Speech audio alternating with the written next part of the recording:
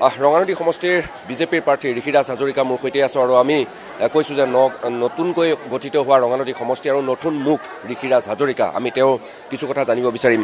কাইলৈ মনোনয়ন দিবলৈ যাব আৰু তাৰ পূৰ্বে আমি দেখিছোঁ যে আপোনাৰ টিকেট লাভৰ পিছতেই আপোনাৰ বাসগৃহত এক প্ৰকাৰ মানুহৰ ভিৰ।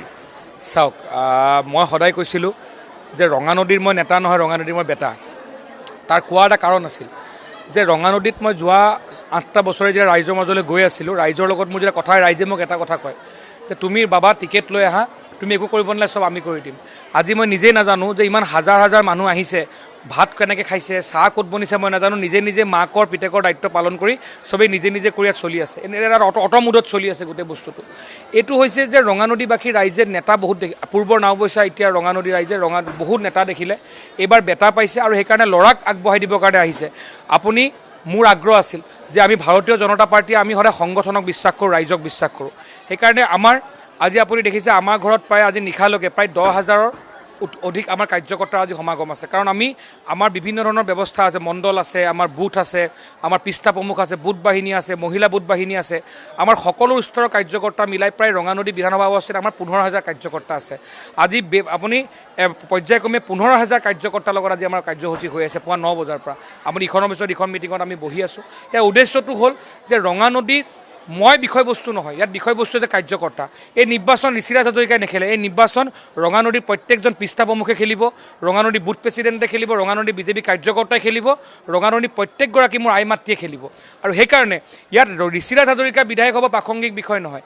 ঋষিৰাজ হাজৰিকা হৈছোঁ মই কেৱল ৰঙানদীবাসী ৰাইজ আৰু মুখ্যমন্ত্ৰী হিমন্ত বিশ্ব শৰ্মাৰ মাজৰ মই কেৱল এডাল সাঁকো, এখন দলং, যে যিখন দলঙৰ জৰিয়তে ৰাইজে আজি যুগ যুগান্তৰ ধৰি ইয়াত নোহোৱা উন্নয়নমূলক কামসমূহক আমি কামক এটা স্থায়ী সমাধান উলিয়াই আপুনি দেখিছে যে ইয়াৰ আগৰ নেতাসমূহে কেৱল গালি পাৰি পূৰ্বৰ নাওবৈচা এতিয়া ৰঙানদী কেৱল গালি পাৰি পাৰ হৈ গুচি গ'ল, উন্নয়ন নহ'ল। আৰু সেইকাৰণে মই কৈছোঁ যে এই নিৰ্বাচনটোত মই কাকো সমালোচনা কৰি কাকো গালি পাৰি মই নিৰ্বাচন নেখেলোঁ। মই বৰঞ্চ তেওঁলোকক শুভেচ্ছা জনাইছোঁ। তেওঁলোকে যদি মোক গালি পাৰিলে, যদি আমাৰ কাষৰ ৰাস্তাটো যদি পকা হৈ যায়, মোক 10 বাৰ গালি পাৰক, মই গৈ ৰখি দিম, মোক আৰু গালি পাৰক বুলি ক'ম। কিন্তু মই কাকো গালি নাপাৰোঁ, কাৰণ মই জানো যে গালি পাৰি ইয়াত ৰঙানদীৰ উন্নয়ন নহয়, পূৰ্বৰ নাওবৈচাৰ উন্নয়ন হোৱা নাছিলে। ইয়াত উন্নয়ন হ'ব ডক্টৰ হিমন্ত বিশ্ব শৰ্মাৰ লগত অনিৰুদ্ধ যাত্ৰাৰ এজন সহযাত্ৰী হিচাপে আগবাঢ়িলে কাম হ'ব। আৰু মই প্ৰতিশ্ৰুতি প্ৰদান কৰিছোঁ অহা 5 বছৰৰ ভিতৰত ডক্টৰ হিমন্ত বিশ্ব শৰ্মাৰ জৰিয়তে ৰঙানদীয়ে জালুকবাৰী লখিমপুৰৰ নিচিনা এটা পৰিৱেশৰ নিৰ্মাণ হ'ব। মই আপোনাক প্ৰতিশ্ৰুতি সুধিব বিচাৰিছোঁ, বিৰোধী আপোনাৰ বাবে ফেক্টৰ হ'ব পাৰে? চাওক, মই আপোনালোকক কৈছোঁৱেই যে যিদিনাখনি মই ৰাইজৰ মাজলৈ আহিছিলোঁ সেইদিনাখনি অত্যন্ত বৰষুণ, আপোনালোক নিজে আছে। এই বৰষুণক নেওচি 50,000ৰ অধিক ৰাইজ জনসাধাৰণ ৰাজপথত আছিলে। ৰঙানদীত জিকিবলৈ 60,000 70,000 ভোট ল'লে জিকে, 80,000 ভোট পালে জিকে। 50,000 আই মাতৃয়ে ৰাইজৰ মাজলৈ ওলাই আহি মোক আশীৰ্বাদ দিবলৈ আহিছে। আজি আপুনি দেখিছে হাজাৰ হাজাৰ জনতা আমাৰ গৃহত আজি। তো এই যি আশীৰ্বাদ, মোৰ সন্মুখত কোনে নিৰ্বাচন খেলিছে মই নাজানো, কোনে কিয় খেলিব মোৰ কাৰণে বিষয়বস্তু নহয়। তেওঁলোকৰ প্ৰতি মোৰ শ্ৰদ্ধা আছে, তেওঁলোক জ্যেষ্ঠ ব্যক্তি, মই সন্মান জনাইছোঁ। তেওঁলোকৰ প্ৰতি মোৰ শ্ৰদ্ধা আছে। এতিয়া বহু লোকে মোক কয় যে অভিজ্ঞ ব্যক্তি আপোনাৰ সন্মুখতে অভিজ্ঞতাৰ কথা কয়। এতিয়া অভিজ্ঞতাটো আপোনালোকে কেনেকৈ বিশ্লেষণ কৰিব মই নাজানো। এজন ল'ৰাই 3বাৰ মেট্ৰিক পৰীক্ষা দি ফেইল কৰিলে, তাত আপোনালোকে অভিজ্ঞতা বুলি ভাবে, আৰু মই এবাৰতে মেট্ৰিক পৰীক্ষা দি পাছ কৰি গুচি গ'লোঁ, এইটো মোৰ ভুল বুলি ভাবে, এইটো আপোনালোকে বুজিব। নমিনেশ্যন কেইটা বজাত দিব পৰিকল্পনা কেনেকৈ? চাওক, আমি কাইলৈ নমিনেশ্যনৰ কাৰণে বহুত বেছি আমি আয়োজন নাই কৰা যদিও, কাৰণ কিয় যে যিহেতু কাইলৈ শেষৰটো দিন, আৰু যদি আমি খুব ব্যৱস্থা কৰি লওঁ, কাৰণ এদিনাখনি যেতিয়া আমি আহোঁতে প্ৰায় আমাৰ যিটো 30 মিনিটৰ ৰাস্তা ইয়ালৈকে, মোৰ ঘৰৰ পৰা টোল গেটৰ পৰা ইয়ালৈকে 30 মিনিটৰ ৰাস্তা, 30 মিনিটৰ ৰাস্তা অতিক্ৰম কৰিবৰ কাৰণে মোক 8.5 ঘণ্টা লাগিছে। আপোনালোক নিজে লগত আছিল। তো 30 মিনিটৰ ৰাস্তা 8.5 ঘণ্টা লাগিলে যদি তেনেকুৱা ধৰণৰ পৰিৱেশ এটা অহা কাইলৈ হৈ যাবলৈ হয়, আৰু এটা সাংঘাতিক পৰিৱেশ হ'ব। সেইকাৰণে মই কি কৰিছোঁ, যে আমাৰ যিখিনি আমাৰ কাৰ্যকৰ্তা, দলীয় কাৰ্যকৰ্তা স্বতঃস্ফূৰ্তভাৱে আমি আহিব, তথাপিতো মোৰলৈ যোনটো এতিয়া হিচাপ আমাৰ কাৰ্যকৰ্তা নেতাসকল আছে, নেতাসকলে মোক জনাইছে যে 10-15,000 মানুহৰ কাৰ্যকৰ্তা হিচাপ এটা আমাৰ কাইলৈও আছে। তো অৰ্থাৎ আমাৰ আজি আপুনি দেখিছে এইসকল ব্যক্তি অকল আশীৰ্বাদ দিবলৈ আহিছে।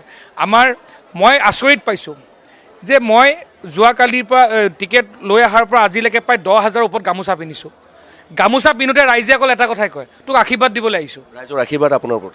ৰাইজৰ আশীৰ্বাদ মোৰ লগত আছে। মই সদায় কওঁ যে মোৰ মা নাই, মোৰ দেউতা নাই, কিন্তু মোৰ ভগৱন্তই মোৰ মা দেউতাক মোৰ পৰা লৈ যোৱাৰ পিছত মোক ইমান মা দেউতা দিলে যে আজি মই পৰম সৌভাগ্যৱান বুলি ভাবোঁ। মই চকু ঘূৰাই দিলে চব মই অকল মা দেউতাই দেখা পাওঁ। আৰু সেইকাৰণে মই কওঁ যে আহিবলগীয়া সময়ত মই নেতা হওঁ নহওঁ মোৰ কাৰণে প্ৰাসংগিক বিষয় নহয়, সদায় বেটা হৈ থাকিবৰ কাৰণে চেষ্টা কৰিম।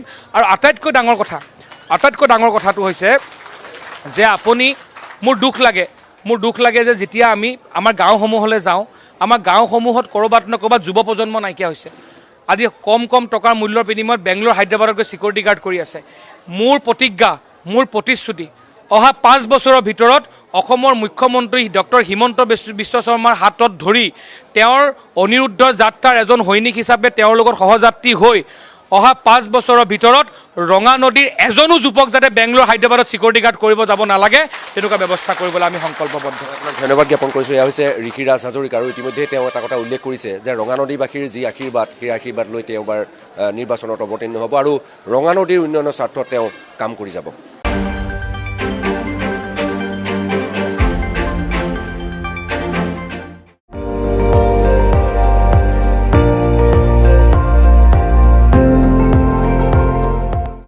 আপুনি চাই আছে ND24, সৰ্বশ্ৰেষ্ঠ নহয় সৰ্বোত্তমৰ দৌৰত।